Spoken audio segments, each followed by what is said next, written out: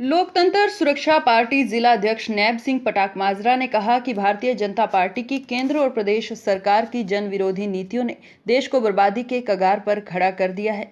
बाबैन अनाज मंडी स्थित अपने कार्यालय में मीडिया से बातचीत के दौरान नैब ने कहा कि सरकार की नीति और नीयत में खोट है।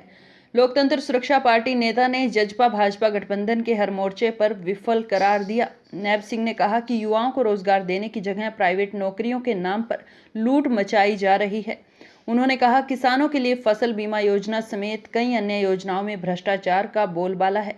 सैनी ने कहा कि गोहाना के बाद बड़ौदा में राजकुमार सैनी की बयार है। उन्होंने कहा कि बड़ौदा में उनकी पार्टी के सुप्रीमो राजकुमार सैनी की रणनीति बीजेपी, कांग्रेस और जजपा पर भारी पड़ेगी। नैब ने कहा कि लोकतंत्र सुरक्षा पार्टी हरियाणा की त्रस्त जनता के लिए बीजेपी जेजेपी कुशासन के खिलाफ एकमात्र विकल्प है। हमारी पार्टी लोकतंत्र सुरक्षा पार्टी ये गरीब मजदूर से लेकर किसान से बेरोजगारी हुआ, इनके लिए दिन रात जनता के बीच में रह करके काम कर रही है। और हम ये लड़ाई तब तक लड़ेंगे जब तक सत्ता नहीं मिलती। सत्ता में रह करके हम ये अपने सारे वादे पूरे करेंगे। एक परिवार एक रोजगार, अगर सत्ता में है तो हर घर तक रोजगार देने का काम हमारी पार्टी लोकतंत्र सुरक्षा पार्टी करेगी। 100% आरक्षण का काम करेगी, जिससे कि कोई दूसरे का हक न छीन सके। इन मुद्दों के पास हमारी लोकतंत्र सुरक्षा पार्टी काम कर रही है। आज हरियाणा प्रदेश के अंदर किसान की जितनी हालत खराब है वो इस भारतीय जनता पार्टी के समय में हुई है। किसान को बर्बाद करती है। जो आमदन सरकार अध्यादेश लाई है, किसानों के लिए फसल बीमा योजना लाई है, आय दोगुनी कर रही है, उसके बावजूद क्या खोट लग रहा है आपको? ये अध्यादेश लेके किसान से बाज रही है सरकार। अगर ये लेकर के आई है तो किसान का एमएसपी वापस ना ले। हम अपना अनाज कहीं बेचे, कोई दिक्कत नहीं, किसान अपना अनाज कहीं बेचे, लेकिन एमएसपी वापस ना ले। एमएसपी पे सरकार अनाज खरीदे, अगर उससे फालतू किसान को रेट मिलता तो कोई दिक्कत नहीं। किसान का एमएसपी खत्म ना करे, पहले किसान मार दिया सरकार ने। कोई ये अनाज चाहे जीरी है चाहे धान है, सारा समस्या त्यों की त्यों है। पीछे मक्की में बुरी तरीके से किसान को बर्बाद कर दिया। मक्की में वो हालात पैदा हुए हैं कि किसान अपना खर्चा नहीं पूरा कर सके। 500 से लेके 1000 रुपये तक मक्की बिकी, 15-15, 20-20 हज़ार रुपये किला रह गया। खर्चा 35-40 हज़ार रुपये। पिछली बार बिकी 50-60 हज़ार रुपये किला। एक के किले के अंदर 30-30, 35-35 हज़ार रुपये का नुकसान। अगर 10 किले किसी किसान के पास मक्की के तो कम से कम 3-3.5 लाख रुपए का नुकसान मक्की की फसल में दे करके चला गया। और ये भारतीय जनता पार्टी फिर भी किसान से गुणगान अपना करवाना चाहती है, किसान को बर्बाद करके जा रही है। अभी अगर धान की फसल ना खरीदी तो यही पोजीशन धान में भी होगी। 1000 से नीचे भी रेट आने की संभावना है अगर ये सरकार ने नहीं खरीदा। तो हमारी तो ये अपील है सरकार से कि आप अनाज खरीदे, एमएसपी लागू रखे। फसल बीमा योजना लाई है सरकार किसानों के लिए। फसल बीमा योजना में सरकार ने किसान को लूट दिया। जो किसान कर्जा लेता है, लिमिट लेता है, हर सीजन उसमें से उसका बीमा बिना किसी किसान की राय के उससे काट लेती है, उसके बैंक कर्जे में से। और उसके बाद आज तक किसी को 1 रुपया नहीं मिला। बोलती है कि सारे गांव की फसल खत्म होगी तब जाकर उसको मिलेगा। अगर किसी 1-2 किसान की फसल कहीं जहां पानी मरता है, कहीं ज़्यादा डाउन है, वहाँ पे फसल मर जाती है, उसको कोई वो नहीं मिलता, मुआवजा नहीं मिलता। जब का पूरे गांव की, पूरे क्षेत्र की फसल मरेगी तब जाकर मुआवजा देंगे। पूरे क्षेत्र की मरनी फिर तो कैसे किसान को वो? आज तक किसी को नहीं रुपया दिया गया। ये कंपनियां बहुत मोटे पैसे बना चुकी है। सरकार के मंत्री इन इंश्योरेंस कंपनियों से मिलकर किसान के पैसे से लूट मचाए जा रहे हैं। सरकार किसानों को सब्सिडी दे रही है, तरह तरह की स्कीमें चलाई हुई हैं। आप कहते हैं किसान सरकार विरोधी है। सब्सिडी का सुन लीजिए, सब्सिडी के नाम पे तो बिल्कुल लूट है। हम आपसे फिर कहना चाहते हैं, किसान को किसी सब्सिडी की ज़रूरत नहीं है। अगर किसान को ये फायदा देना चाहती है, जितना हमारा ये सब्सिडी के रूप में हमारे पैसे को बांटते हैं, 90% की छूट दे करके उस पैसे को लुटाते हैं, बंदर बांट करते हैं। अगर किसान के इतनी हमदर्द है, जो हमारा फसल का एमएसपी है उसके अंदर हमारा सीजनल जो 1000 करोड़ है या 2000 करोड़ किसान के नाम का देना चाहती है, हमारे एमएसपी में किसान के फसल के अंदर जोड़ दिया जाए, जिससे हर किसान को उसका लाभ मिल सके। इससे हमारा भला होने वाला नहीं है कि भाई हम उसको सब्सिडी दे रहे हैं। ये सारा का सारा बंदर बांट है, सारी की सारी लूट खसोट है। अगर सरकार कोई इम्प्लीमेंट ट्रैक्टर का देती है उसके ऊपर उससे कम रेट में बाहर मार्केट से मिल जाता है, पाइपलाइन उससे कम रेट में बाहर मार्केट से मिल जाती है।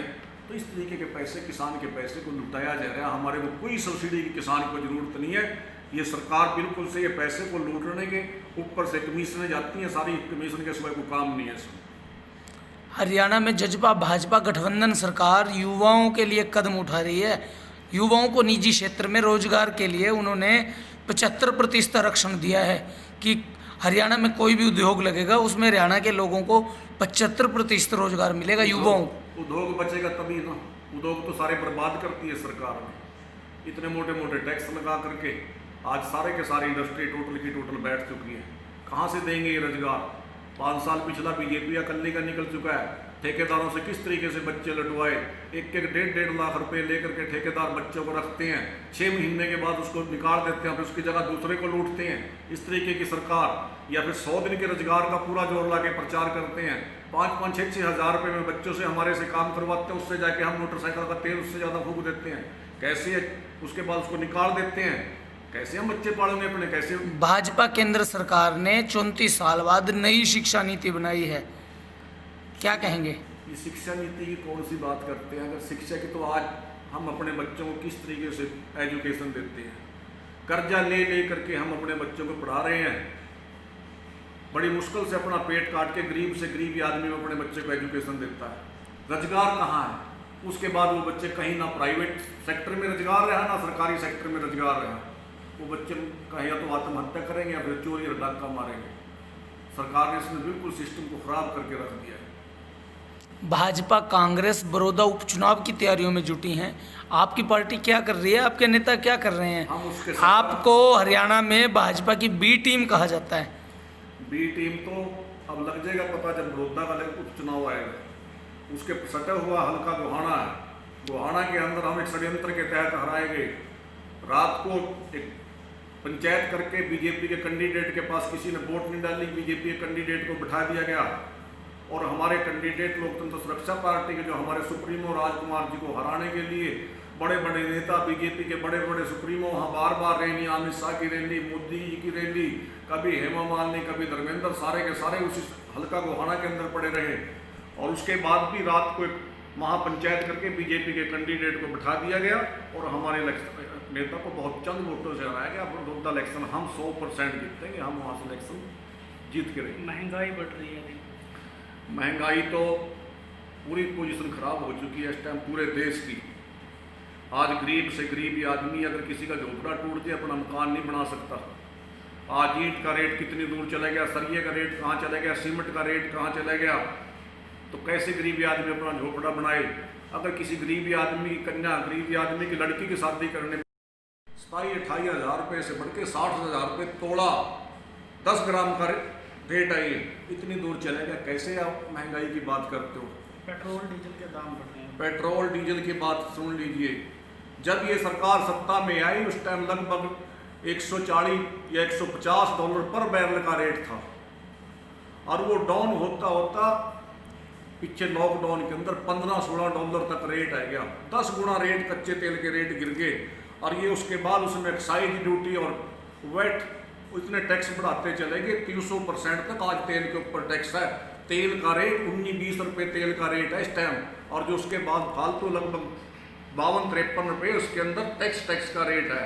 ये कहते हैं महंगाई बढ़ेगी क्यों नहीं? जब तेल बढ़ता है तो उसका हर आदमी पे फर्क पड़ता है। सारा का सारा ट्रांसपोर्टेशन, सभी सब्जी पे, सभी चीज़ों पे असर पड़ता है किराए का, तेल के रेट का।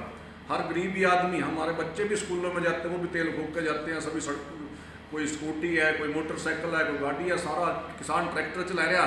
आज तेल के रेट इतने दूर हैं, सरकार इतना डाउन होने के बाद भी लेकिन उसको किसान का या किसी मजदूर को, किसी को भी इसका लाभ नहीं दिया। अगर ये इतने ईमानदार होते तो जिस साल से पीछे से रेट टूटा तो हमारे को भी उसका लाभ मिलना चाहिए था।